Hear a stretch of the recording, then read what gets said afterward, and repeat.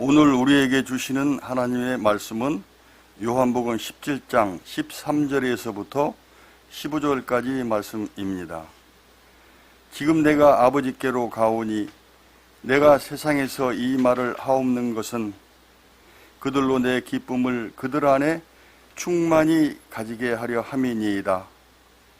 내가 아버지의 말씀을 그들에게 주었사오매 세상이 그들을 미워하였사오니 이는 내가 세상에 속하지 아니함 같이 그들도 세상에 속하지 아니함으로 인함이니이다. 내가 비옵는 것은 그들을 세상에서 데려가시기를 위함이 아니요 다만 악에 빠지지 않게 보존하시기를 위함이니이다. 아멘. 여러분은 유비무환이라는 사자성어를 잘 아실 겁니다. 모든 일을 미리미리 준비하면 우환이 없다, 즉 근심이 없다라는 의미입니다.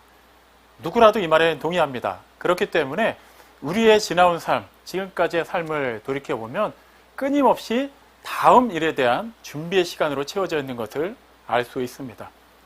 그렇다면 우리는 그 미지의 시간을 맞서기 전에 준비하고 그것에 대해서 어느 정도 대비가 되어 있기 때문에 늘 마음에 평안이 있고 근심이 없어야만 할 텐데 실제 우리의 삶에서 근심은, 염려는, 걱정은 결코 쉽게 떠나가지 않습니다.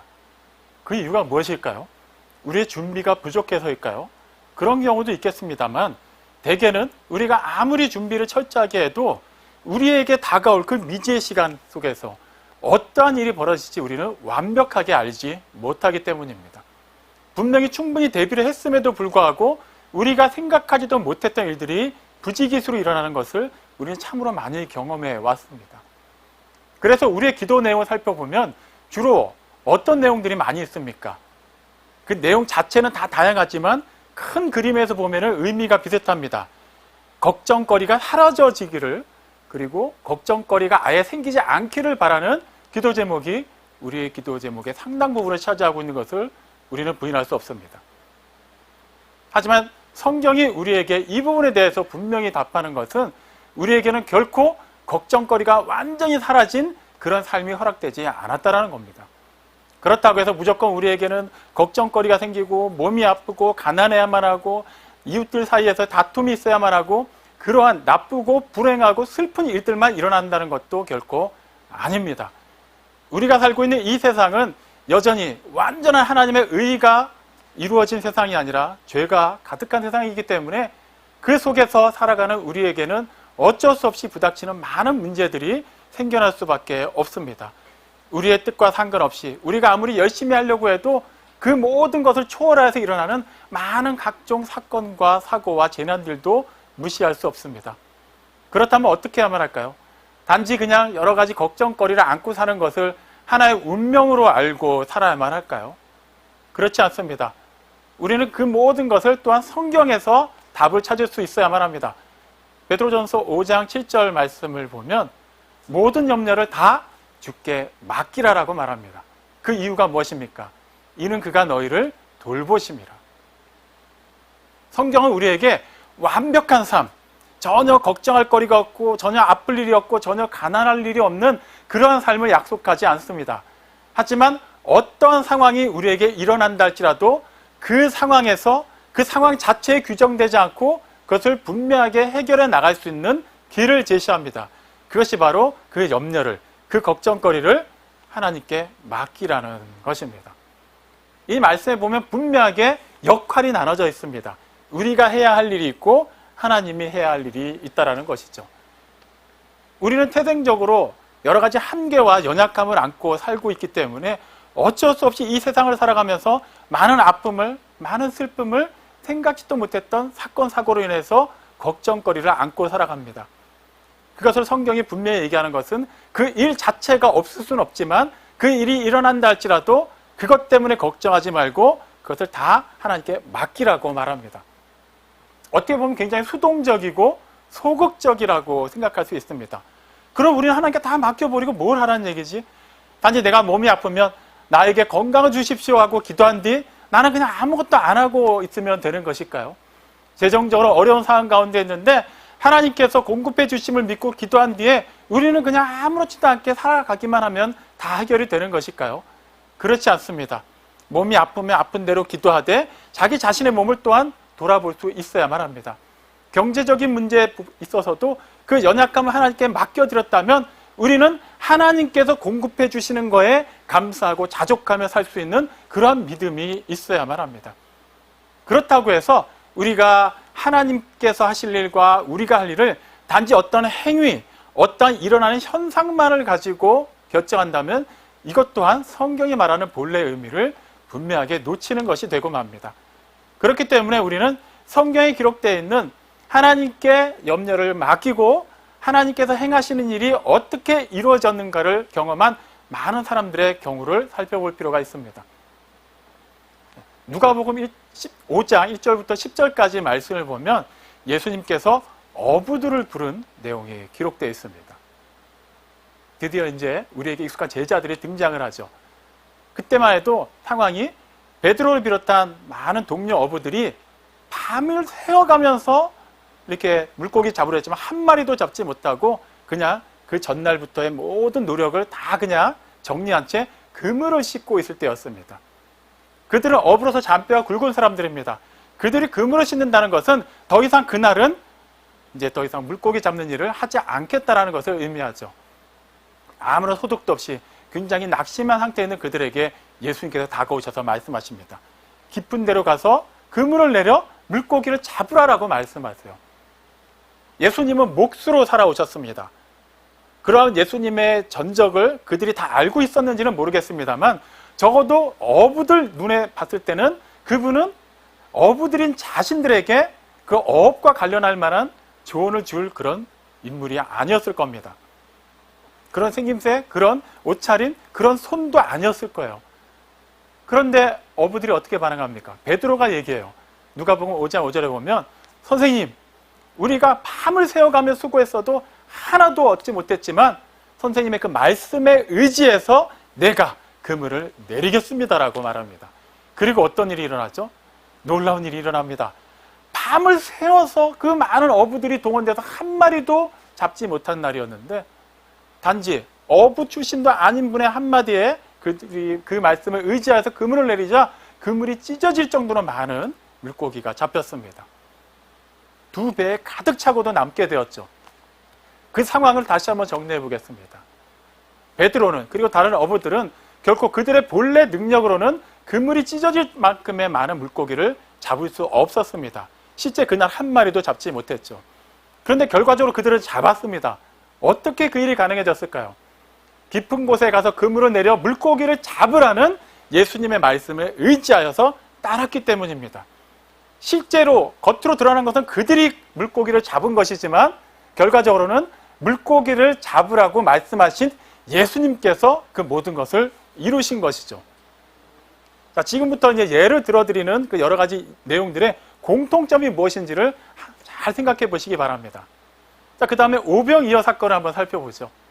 예수님께서 어느 아이가 가져온 그 작은 빵 조각 5개와 작은 물고기 2마리를 가지고 성인 남자만 5,000명 이상, 아마 성인 여자들, 아이들까지 동원하면은 충분히 2만 명 이상도 가능했을 것 같은 수많은 사람들을 먹이고도 남은 사건입니다.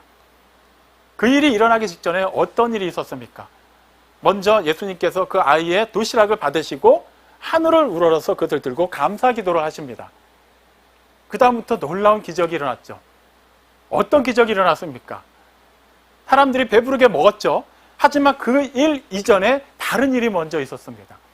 마가복음 6장 41절은 그 내용을 어떻게 기록하고 있냐면 예수님께서 그 빵 5조각과 그 작은 생선 2마리를 들고 감사 기도하시고 난 뒤에 제자들을 불러서 그들에게 먼저 나눠주셨습니다. 그리고는 제자들로 하여금 사람들에게 나눠주게 하신 겁니다.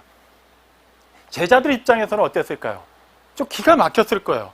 지금 예수님 손에 들린 것은 그곳에 있는 수많은 사람들이 먹을 만큼 충분한 음식이 아니었습니다. 여전히 작은 빵 5조각과 작은 생선 2마리밖에 없었어요.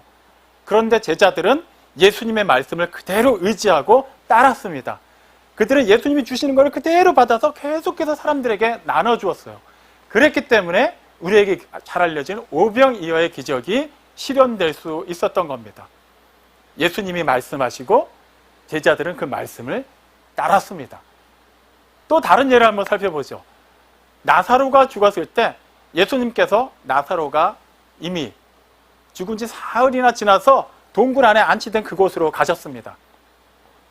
썩은 냄새가 나기 시작하고 사람들 누구도 나사로가 살아날 것에 대해서는 기대하지 못하는 그 상황에서 예수님께서 나사로를 살려내셨습니다. 그 일이 있기 직전에도 또한 어떤 일이 있었습니까? 예수님께서 그곳에서 애곡하는 사람들을 향해서 말씀하시죠. 그 무덤을 막고 서 있는 돌을 치우라고 말입니다. 처음에 사람들은 반신반의했을 겁니다. 이미 죽었고 시체가 썩어서 냄새가 나는데 굳이 그 험한 거를 볼 필요가 있을까? 굳이 그 혐오스러운 냄새를 맡을 필요가 있을까? 그런데 그들은 예수님의 말씀 그대로 무덤을 막고 있었던 돌을 옮겼습니다.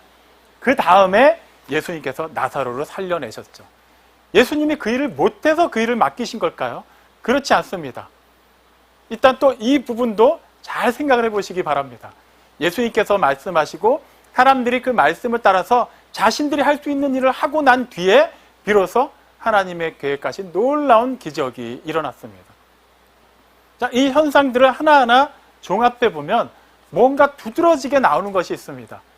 예수님께서 말씀하셨고 그 말씀대로 행했더니 예수님의 말씀이 그대로 이루어진 것이죠. 자, 그렇다면 우리는 우리의 걱정을 하나님께 맡기고 하나님께서 우리를 돌보신다는 것을 이러한 측면으로 해석하면 되는 것일까요? 그냥 우리에게 모든 염려를 다 나에게 맡겨라. 수고하고 무거운 짐진 자들아 다 내게로 와라. 내가 너를 쉬게 하리라 라고 말씀하셨으니까 우리는 그저 우리가 걱정하고 고민하는 걸 다 하나님께만 맡겨놓고 그냥 하나님께서 그 다음에 하라고 하는 일만 하면 되는 것일까요? 결코 그렇지가 않습니다. 다시 한번 다른 성경 본문들을 가지고 살펴보죠. 우리는 어제 출애굽기 6장부터 8장까지 말씀을 살펴봤습니다. 자, 그 내용이 있기 전에 앞서서 출애굽기 3장에 있었던 일을 먼저 말씀을 드리겠습니다. 자, 모세가 떨기 나무에 불이 붙었는데 전혀 그 나무가 타들어가지 않는 상황, 그 신기한 상황을 바라보려고 가는 그 와중에 하나님을 만납니다. 하나님께서 모세를 만나시고 난 다음에 모세에게 어떤 말씀을 주십니까? 애굽으로 가라. 그리고 그곳에 있는 이스라엘 자손 내 백성을 내가 약속한 가나안 땅으로 이끌어 내라라고 말씀하십니다. 만약에 우리 입장에서 모세가 되어서 그 상황 가운데 있다고 가정해 보겠습니다. 그러면 어떤 일이 일어날까요? 굉장히 흥분이 될 겁니다. 하나님의 음성을 직접 듣고 정말 그 놀라운 기적의 현장을 내가 직접 보고 그리고 내가 무엇이 관데 하나님께서 행하실 그 놀랍고 위대한 일을 앞장서서 행할 수 있겠는가? 굉장히 기대가 될 것 같아요. 과연 그럴까요? 그렇지 않습니다. 모세의 상황에서 다시 한번 적용을 해보죠. 모세는 그때 나이가 80이었습니다. 그리고 무려 40년 동안을 그 미디안 광야에서 아무 이름 없이 빚도 없이 목동 생활을 한 노인입니다. 물론 그는 그 이전에 생후부터 40세에 이르기까지는 애굽에서 바로의 궁정에서 살았습니다. 우리가 잘 아는 것처럼 바로의 딸인 공주가 그 아기 모세를 이제 자신의 아들로 입양을 했죠. 그렇기 때문에 모세는 애굽 왕궁에서의 삶을 잘 알고 있고 그곳에서의 모든 익숙한 것으로 말미암아 애굽으로 돌아가서 누군가에게 어떤 말을 하고 어떤 일을 함에 있어서 다른 사람들보다는 분명히 유리한 부분이 있었을 수는 있습니다. 하지만 왜 모세가 애굽에서 나와야만 했을까요? 네, 자기 그 동족인 히브리 사람을 도와주려고 하다가 불가피하게 애굽 사람을 죽인 일 때문에 그는 그곳을 떠나야만 했습니다. 그리고 철저하게 자신의 존재를 감추고 살아왔어요. 자, 그런 상황에서 이제는 아무 힘도 없고 이제 나이는 들었고 어떠한 능력도 없고 애굽으로 간다 한들 어쩌면은 그를 기억하는 사람들에 의해서 그 살인죄 때문에 어떠한 처분을 받을지도 모르는 상황. 다시 말하면 모세는 지금 애굽으로 가는 것이 아무리 하나님의 말씀이 임했고 명령이라 할지라도 그 입장에서는 사지로 내몰리는 것과 다를 바가 없는 상황이었습니다. 전혀 기쁠 만한 일이 아니에요. 그리고 그 일을 하기 위해서는 반드시 바로를 만나야 됩니다. 당시 세계 최강대국 애굽 이집트의 왕인 파라오 앞에 그냥 일개 목동인 80세 노인이 가서 1대1로 독대한다? 가능한 일일까요? 불가능한 일입니다. 그 근처도 못 갑니다. 그런 상황에서 완전히 불가능한 그 일을 하나님께서 맡기셨으니 모세 입장에서는 그 일이 하나님의 음성을 들었다고 해서 기쁘다고 할 수 없는 상황인 것은 분명하겠죠. 그가 두려워합니다. 내가 어떻게 그 일을 하겠습니까? 내가 어떻게 가서 그런 말을 할 수 있겠습니까? 그때 하나님께서 출애굽기 3장 12절을 통해서 그에게 놀라운 말씀을 주십니다. 내가 너와 함께 할 것이다. 내가 그들을 그곳에서 이끌어낼 것이다 라고 말씀하세요. 하나님께서는 처음에 모세에게 말씀하셨어요. 그곳에 가서 내 백성을 이끌어내라 라고 말씀하셨어요. 모세가 해야 돼요. 근데 결과적으로 하나님께서는 뭐라고 얘기하십니까?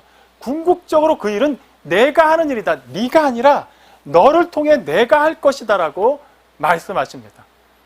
그 말씀에 힘을 입어서 모세가 애굽으로 들어갑니다. 그리고 실제 어떤 일이 일어나죠? 하나님께서 말씀하신 일이 그대로 이루어졌어요. 모세는 하나님께서 말씀하신 그 일을 그대로 이루었고 하나님께서 주신 그 말씀을 그대로 선포하였습니다. 그리고 하나님께서는 모세에게 주신 그 말씀을 그대로 행하셨어요. 결과적으로는 모세도 앞선 그 신약에 등장하는 제자들, 다른 사람들과 마찬가지로 하나님의 말씀을 그대로 따라서 행했고 하나님께서 역사하신 것입니다. 그런데 그렇게 하나님께서 놀라운 일을 행하시고 출애굽의 그 놀라운 여정을 이끌어 가셨지만 그 과정에서 이스라엘 자손들이 보인 모습은 어땠습니까? 기쁨과 감사가 넘쳤습니까? 의외로 그런 내용은 쉽게 찾아볼 수가 없습니다. 극적인 그런 변화 앞에서 그들이 놀라는 경우는 있지만 그들의 일반적인 모습은 감사가 아니었어요. 오히려 원망이 많았어요. 불평이 많았어요. 걱정이 더 많았습니다. 왜 그랬을까요? 또 많은 이유들이 있고 많은 사건들이 있었습니다만 그 시작점이라고 할 수 있는 내용 한 가지만 살펴봐도 그 이유를 분명하게 알 수 있습니다. 모세가 처음에 애굽으로 간 다음에 무조건 바로를 만나지 않았죠. 먼저 형 아론을 만났습니다. 그동안에 있었던 모든 일을 다 얘기하고 또 아론과 함께 그 이스라엘 자손들의 장로들을 만나러 갑니다. 그들 앞에서 이제 모세가 얘기를 하죠. 하나님께서 이 백성을 기억하시고 이 백성들의 그런 여러 가지 탄식하심을 들으셨고 궁극적으로 우리 조상들에게 약속하셨던 그 땅으로 이제 이끌어내실 것이다 라고 말씀하세요. 그리고 그들 앞에서 이적도 행합니다. 그러자 그들이 하나님께서 그들을 생각하시고 그들에게 말씀을 주셨고 그 계획하신 바를 이루실 것이라는 그것에 감격을 해서 그 자리에서 하나님께 경배를 드렸다고 기록되어 있어요. 출애굽기 3장 기록입니다. 여기까지만 보면 분위기가 좋아요. 자, 하나님께서 말씀하신 대로 모세가 애굽에 왔고 그 이스라엘 자손들 가운데 장로들을 모아서 하나님의 계획을 말을 하고 이적을 행하고 그들이 그 말씀을 듣고 이적을 보고 난 다음에 하나님께 경배했습니다. 이제부터는 순조롭게 일이 진행되어야만 하는데 어떻게 됩니까? 모세와 아론이 바로를 만나고 나자 바로가 그들의 말을 듣고 이스라엘 자손들을 내보내주는 것이 아니라 오히려 기존보다 더 많은 일들을 내려서 그들이 힘들게 하죠. 그러니까 그 이스라엘 자손들이 막 신음하기 시작합니다. 고통스러워하기 시작해요. 원래 하던 일도 고통스러웠는데 그것보다 더 힘든 일이 그들에게 일어났습니다. 그리고 그들은 지금 기대치가 있었어요. 하나님께서 모세를 통해서 놀라운 출애굽의 역사를 이루실 것이라는 기대치가 있었는데 오히려 모세가 등장하고 나서 그들에게 더 힘든 고난이 닥쳐오게 됐습니다. 그래서 오히려 그들이 좀 전까지 하나님께 경배드렸던 그들이 모세와 아론을 향해서 원망하기 시작했어요. 그것은 모세를 통해서 그들에게 말씀을 주신 하나님을 원망했다라는 의미입니다. 그 일은 모세에게도 낙심이 되었습니다. 모세가 잘못한 게 있나요? 그는 하나님께서 주신 말씀을 그대로 행했을 뿐이에요. 그런데 오히려 그 일이 하나님의 백성들에게 그런 기쁨이 감사의 조건이 아니라 원망의 조건이 되어버리고 말았습니다. 그래서 그도 굉장히 힘이 빠져있는 그때 하나님께서 모세에게도 말씀을 주세요. 다시 그들에게 가서 내가 이렇게 전한다고 말해라 라고 하면서 출애굽기 6장 6절부터 8절까지 세 절에 걸쳐서 하나님께서 장차 하실 일에 대해 다시 한번 정리해서 말씀을 주십니다. 우리가 어제 살펴본 내용이죠. 그 내용의 핵심은 무엇입니까? 내가 여호와로 너희 앞에 나타났고 원래부터 여호와로 있었던 내가 너희를 반드시 애굽에서 이끌어낼 것이다. 너희를 나의 백성으로 삼을 것이다. 내가 너희의 하나님이 될 것이다. 너희를 내가 약속한 그 약속의 땅으로 인도할 것이다. 나는 결코 이 일을 행함에 있어서 실수하지 않는다. 실패하지 않는다. 반드시 이룰 것이다. 나는 여호와다. 이 단 3절에 불과한 말씀 안에서 나 혹은 내가 라는 1인칭 대명사가 무려 7번이나 등장을 합니다. 지금 이스라엘 백성들에게 다시 모세가 가서 무슨 말을 전한다면 그들이 뭔가 위로를 받을 만한, 그들에게 분명하게 확신을 줄 만한 말씀이어야만 합니다.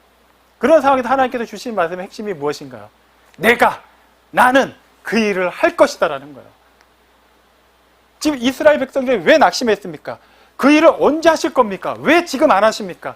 지금 우리가 빨리 이 상황에서 벗어나고 싶고 그 일을 하나님께서 이루신다고 하셨으면 지금이 가장 중요한 때인데, 내가 할 것이다. 그러니까 언제 할 것인가요? 지금 이스라엘 백성들은 그것 때문에 낙심해 있는 거예요. 하나님이 그걸 모르셨겠습니까? 아십니다. 그렇다면 정확하게 알려주셔야 되지 않을까요? 몇 월, 며칠, 몇 시가 되면 정확하게 그 일이 일어난다. 그렇게라도 뭔가 마음의 준비를 할 수 있도록 해주셔야 되는데 그 시간에 대해서는 정확하게 얘기를 하지 않으십니다. 그러면서 분명히 얘기하신 건 하나예요. 나는 그 일을 할 것이다. 이 말씀하시기 전에 모세를 처음 만나 주셨을 때 모세도 처음에 굉장히 이렇게 답답해하죠. 내가 그들에게 가서 하나님의 말씀을 전할 때 그들이 나에게 네가 무슨 근거로 우리에게 이런 말을 하느냐, 어떤 하나님이 너에게 이렇게 말씀하셨느냐, 과연 그 하나님이 우리 조상들이 믿던 그 하나님이 맞느냐라고 물어볼 텐데 뭐라고 얘기하겠습니까? 그들 앞에 갔을 때도 떨기나무에 불이 붙은 것 같은 그런 환상이, 그런 기적이 일어나면 모르겠는데 지금 나에게 가서 말씀만을 전하라고 하시니 그들이 분명 나를 믿지 않을 겁니다. 하나님에 대해서 뭐라고 얘기할까요? 그때 출애굽기 3장 14절에서 하나님이 자신을 가리켜 뭐라고 말씀하시나요? 나는 스스로 있는 자다. 그것을 원문 그대로 해석하면 나는 나다가 되는 거예요. 만약에 제가 저를 전혀 모르는 분들 앞에 서서 저를 소개하는데 나는 납니다, 저는 접니다 이렇게 소개하면 사람들이 다 그렇구나라고 이해할까요? 분명히 답답해할 겁니다. 어쨌거나 사람들에게 전혀 나 자신이 알려지지 않은 상태에서 소개를 한다면 어떤 배경 지식을 알려줘야만 하겠죠. 저의 이름을 알려준다든가, 저의 학력이 됐든 고향이 됐든 나이가 되었든 어떤 취미 생활이 되었든 사람들이 공감하고 이해할 수 있는 어떤 부분들을 가지고 저를 설명해야만 합니다. 그런데 하나님은 그렇게 설명하지 않으세요. 나는 나다. 어떻게 그게 가능할까요? 하나님은 어떠한 것으로도 설명할 수 없는 분이기 때문이에요. 조금 더 구체적으로 말씀을 드리면 하나님께서는 처음이 되시고 나중이 되시는, 영원히 스스로 자존하시는 전지전능하신 창조주 하나님이십니다. 여호와, 나는 주다. 내가 온전히 모든 것을 주관하는 절대자이다라고 설명하신 거예요. 그렇기 때문에 그분 입장에서는 당신이 창조하신 그 피조세계의 그 어떠한 것을 들어서 자신을 소개하거나 형용할 필요가 없는 거예요. 하나님이 먼저 계셨고 하나님이 영원히 존재하시고 그 다음에 말씀으로 모든 것이 창조되었기 때문입니다. 자, 이 하나님의 소개를 다시 끄집어 와서 이스라엘 자손들에게 주시는 말씀에 적용해 보겠습니다. 하나님, 지금 우리를 위해서 무엇을 하시겠습니까? 라고 궁금해하는 그들에게 하나님이 이렇게 말씀하시는 겁니다. 영원 전부터 영원 후까지 온전하게 자존하는 내가, 어떠한 실수도 없고 어떠한 실패도 하지 않으며 완전하고 완벽하고 전지전능한 내가, 모든 것을 말씀으로 창조한 내가, 너희를 모든 것을 내가 주관하는 내가 너희를 내 백성으로 삼고 내가 약속한 땅으로 인도할 것이고 너희의 하나님이 될 것이다 라고 말씀하신 거예요. 그러니 너희는 내 말을 따르라. 이 말씀 또한 앞서서 살펴본 여러 가지 예들과 비교해보면 똑같은 규칙이 나오는 것 같아요. 너희는 너희가 해야 될 일을 해라. 나는 내가 해야 될 일을 하겠다. 여전히 어떤 행위적인 것에 초점이 맞춰져 있는 것처럼 보입니다. 하지만 나는 나다라고 소개하신 하나님의 말씀에는 그것 이면에, 그것 이전에 있어야만 하는 가장 근본적인 핵심이 드러납니다. 무엇입니까? 관계를 얘기하고 있는 겁니다. 그런 내가, 그런 여호와 하나님이 너희와 함께 하겠다 이런 거예요. 너희와 함께 하기 때문에 그런 내가 너희를 통해서 이룰 것이기 때문에 너희는 내 편에서, 내 안에서 내 말씀을 따라서 행하라 라고 말씀하시는 겁니다. 예수님의 제자들 대표적으로 12명이 있었습니다. 그들은 다 예수님의 공적인 사역 기간 동안에 함께하면서 예수님의 말씀을 따랐습니다. 그런데 결정적인 순간에 가룟 유다 한 사람이 떨어져 나가죠. 그렇다고 해서 그가 그 이전의 시간 동안에 예수님 말씀을 계속 어겼을까요? 그러지 않았어요. 그도 다른 제자들과 똑같이 예수님의 말씀을 따라서 사역을 도왔습니다. 심지어 그는 돌을 맡은 자였어요. 어떤 무리들 가운데서 회개를 담당한다는 것은 보통 신뢰를 받지 않으면 할 수 없는 일입니다. 그만큼 그는 제자들 사이에서도 신임을 받는 사람이었어요.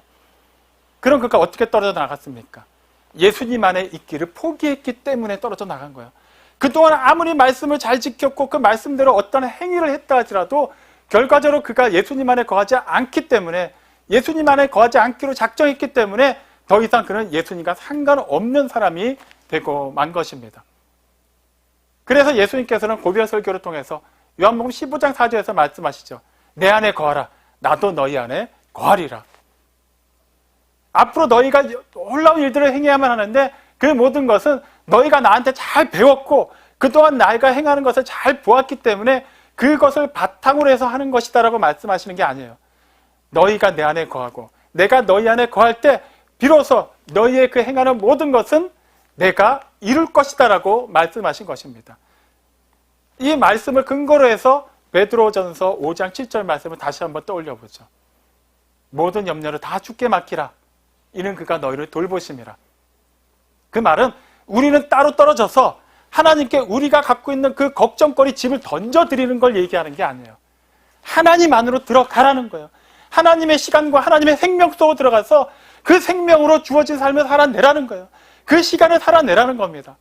그냥 우리는 아무것도 안 하고 하나님 품에 안겨만 있으면 하나님께서 알아서 다 해결해 주신다는 것이 아니라 이제는 우리가 하나님께 속하였기 때문에 머리가 되시는 예수님께 속한 각 몸을 이룬 지체의 한 부분으로서 우리가 그분의 그 뜻을 따라 살아낸다면 결과적으로 손이 하는 그 일이 손만의 영광을 위한 일이 되는 것이 아니라 머리가 되고 모든 몸이 되는 이 교회, 하나님의 영광이 된다고 말씀하신 거예요. 다시 말하면 우리에게 걱정거리가 있을 때 우리는 단지 그것을 그냥 내려다 놓고 기도하고 그 다음부터는 어떻게 잘 되겠지라고 막연한 기대를 하며 사는 것이 아니라 이제는 그것을 하나님께 맡겼고 하나님께서 하나님의 방법으로 이루어 가실 것이기 때문에 그 방법과 시간에 대해서는 더 이상 걱정하지 말라고 얘기하시는 거예요. 이미 그 모든 것이 넘어갔으면 이제는 그것을 온전하게 컨트롤하시고 그것을 통해서 역사하시는 하나님께서 일하시겠다라는 거예요. 그동안 어떠한 문제들이 있었습니까? 우리가 그렇게 걱정거리를 내어 맡기고 기도했는데도 여전히 걱정했던 이유가 무엇인가요?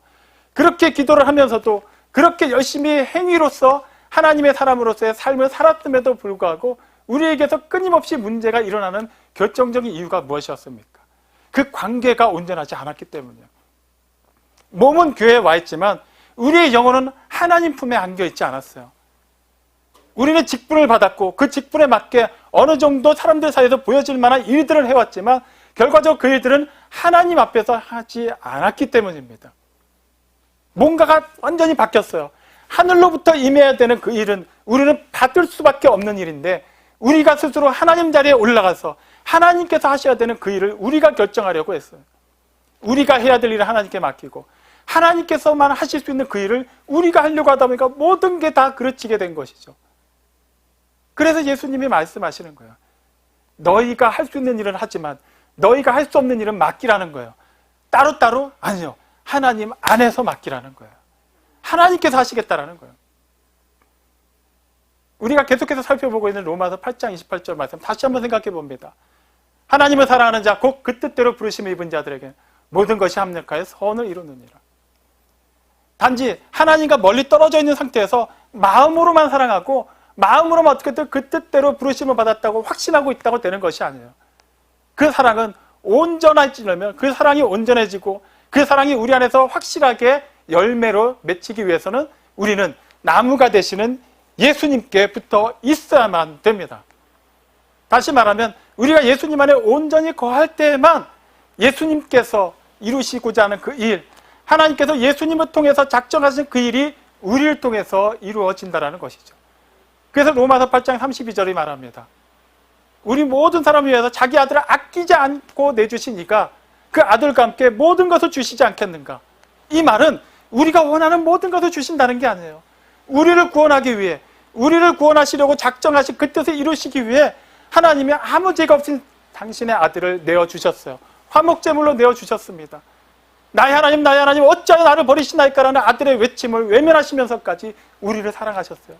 그렇게까지 사랑하시는 하나님이 우리와 함께 하신다면, 그 아들을 주실 정도로 우리를 아끼시고 보살피신다면 그 하나님이 우리에게 주시는 것이 과연 최악이겠습니까? 최선이 되겠습니까? 그 하나님이 우리에게 어떤 말씀을 주신다면 그 말씀은 우리의 생명을 살리기 위함이겠습니까? 우리의 생명을 죽이기 위함이겠습니까? 우리는 분명히 답을 알고 있습니다. 그런데도 왜 답을 아는 우리에게서는 그 생명이, 그 사랑이, 그 소망이 날마다 샘솟지 못하는 것일까요? 우리가 하나님 곁에 있지 않기 때문입니다. 하나님의 말씀을 따라 산다고 하지만 여전히 우리는 하늘을 향해서 시선을 고정하지 않고 이 세상에서 일어나는 일들 가운데 시선을 고정하고 있습니다. 세상에서 일어나는 모든 소문과 난리 가운데서 두려워하고 있고, 그것들은 모든 것을 합력한 선을 이뤄가시는 하나님이 아니라 그 모든 것을 이끌어가는 사람들의 손을 바라보고 그 모든 상황을 주관하고 있는 여러 가지 세력과 환경을 바라보고 있기 때문에 우리는 하나님을 믿는다고 하면서도, 우리의 걱정을 하나님께 다 맡겼다고 하면서도 여전히 걱정하고 있고 여전히 두려워하고 있고 여전히 이 세상의 풍조에 휩쓸리고 있는 것입니다. 바울이 분명히 고백했습니다. 빌립보서 4장 13절 말씀, 너무나도 유명한 말씀이죠. 내게 능력 주시는 자에서 내가 모든 것을 할 수 있느니라. 오해하면 안 됩니다. 내가 하나님을 믿기만 하면 내가 원하는 모든 것이 이루어진다는 것이 아닙니다. 분명히 거기서도 관계가 주목해야 하는 관계. 내게 능력 주시는 자 안에 있을 때 내가 모든 것을 할 수 있습니다. 내가 하나님 안에 있다면 내가 하는 모든 것은 그 주체가 누가 되겠습니까? 내가 됩니까? 아닙니다. 하나님이 되는 거예요.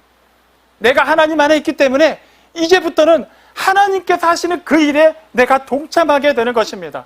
하나님이 바라보시는 그곳을 나는 바라보게 되고, 하나님께서 하시고자 하는 그 일에 내가 쓰임받게 되고, 하나님께서 가시는 그곳을 향해 나도 나아가게 되는 것입니다.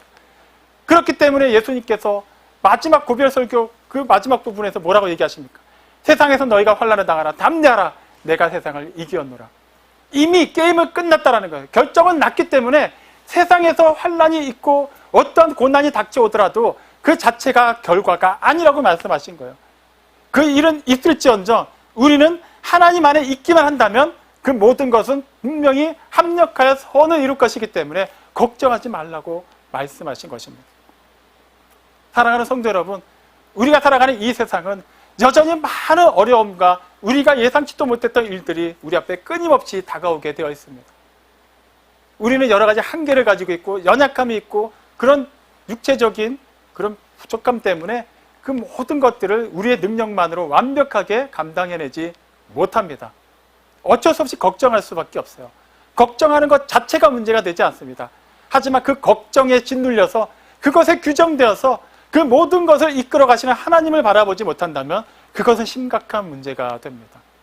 사랑하는 성도 여러분, 우리에게 어떤 일이 있을지라도 그 모든 것이 우리가 하나님 안에 있는 이상 반드시 하나님께서 계획하신 크고 놀라운 일로 드러나게 될 것입니다. 우리는 누가 대통령이 될지 모릅니다. 올해는 어느 당이 다수당을 차지할지도 모릅니다. 과연 바이러스가 어떤 식의 변이로 새롭게 우리 앞에 다가올지 아무도 모릅니다. 언제 북한이 미사일을 쏠지도 모릅니다. 언제 전쟁의 소문이 일어날지도 모르고 어떤 자연재해가 다가올지 모릅니다. 생각지도 못했던 사고가 있을 수도 있고 우리가 갖고 있는 그 질병이 더 악화될지도 모릅니다. 여전히 재정적인 문제로 신음하게 될지도 모릅니다. 하지만 중요한 것은 그 모든 것은 결과적으로 하나님의 뜻 안에서 이루어진 것을 우리가 알기 때문에 우리는 무엇보다도 그 걱정거리 자체를 바라보는 것이 아니라 그 걱정거리를 하나님께서 어떻게 만들어 가시고 바꿔 가시고 그것을 통해서 놀라운 일을 이루어 가시는지를 바라보는 위치에 있어야만 합니다. 그러기 위해서 우리는 무엇보다 하나님 편에 있어야만 합니다. 하나님 안에 있어야만 합니다. 그것이 가능하게 하기 위해서 하나님께서 우리에게 말씀을 주셨습니다. 오늘 그 요한복음 17장 14절 말씀, 아버지께서 내게 주신 말씀을 그들에게 주었사오매 그들이 세상에서 미움을 받습니다. 어떻게 보면 기가 막힌 노릇이죠. 하나님의 말씀을 들었다는 이유만으로 제자들이 세상에서 미움을 받아야만 합니다. 그게 뭐 엄청난 일이라고 미움을 받을 일이어야만 할까요? 그 이유를 예수님이 말씀하십니다.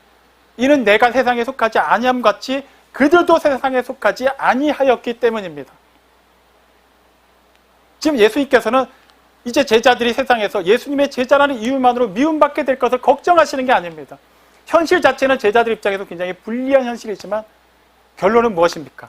예수님이 세상에 속하지 않았지만, 그래서 세상에서 미움을 받았지만 제자들 역시 예수님께 이제 속하였기 때문에 세상에서 미움을 받는다라는 거예요. 세상에 속하지 않았다라는 거예요.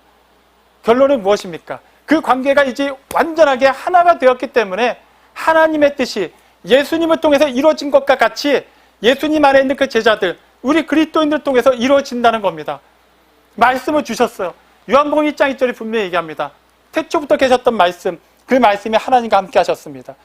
1장 14절에 얘기하죠. 그 말씀이 육신이 되어 우리 가운데 거하셨습니다. 예수님께서 말씀을 주셨다는 건 바로 그런 의미입니다.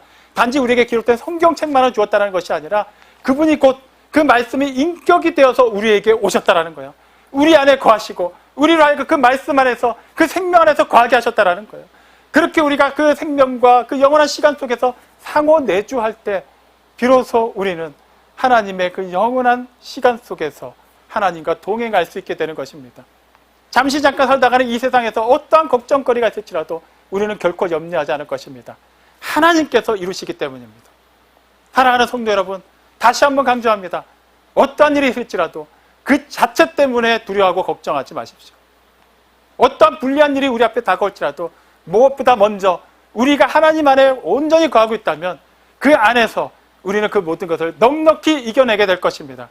그것이 우리 각 사람을 향한, 그것이 하나님의 작품 포에마 우리 교회를 향한 하나님의 크고 놀라운 뜻입니다. 이 뜻이 2022년 매 순간순간을 살아가는 우리 모두에게 날마다 새로워지고 날마다 거듭나며 그렇게 아름답게 실천되고 선포되어지기를 주님의 이름으로 축원합니다. 아멘.